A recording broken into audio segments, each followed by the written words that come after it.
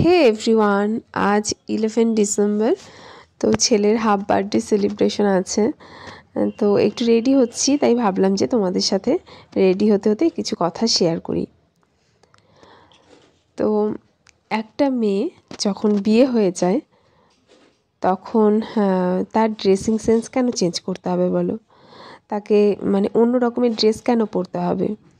কোথাও কি লেখা আছে যে বিয়ে হয়ে গেলেই আগে সে যেরকম ড্রেস পরতো সেগুলো পরতে পারবে না?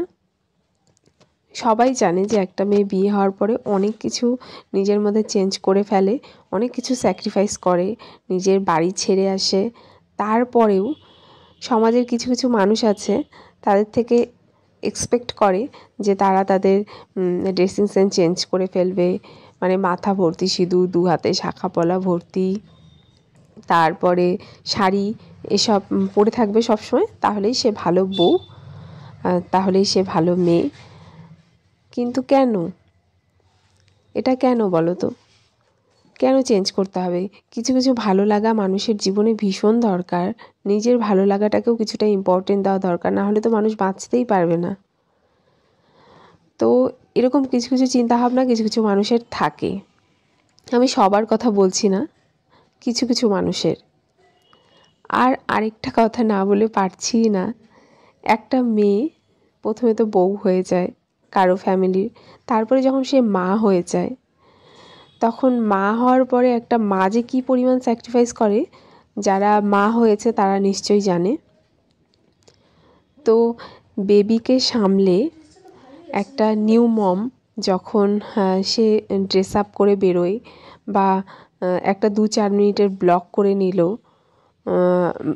বা কোনো রকমের ওয়েস্টার্ন ড্রেস পরে নিল, তার মানে তাকে নিয়ে জাজ করে ফেলো, তোমরা খুব তাড়াতাড়ি জাজ করে ফেলো যে সে ভালো মা নয়, বা তার বেবিকে অন্য কেউ দেখছে তাই সে এসব করতে পারছে। একদমই না। একটা 2-4 মিনিটের ব্লগ দেখে বা একটা ছবি দেখে কখনোই কাউকে জাজ করতে যাবে না, কারণ সে সব কিছু সামলেই এসব করছে।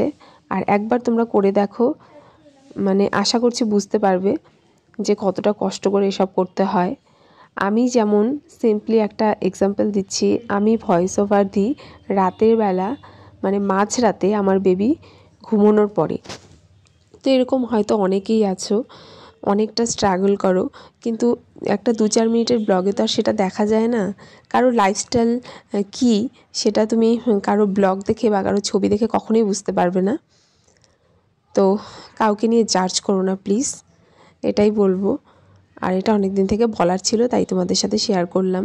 অনেকের হয়তো ভালো লাগবে, অনেকের খারাপ লাগতেও পারে।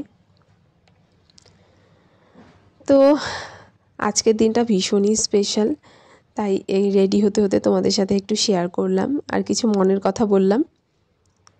তো আজকের মতো এটুকুই। সবাই ভালো থেকো, টাটা, বাই।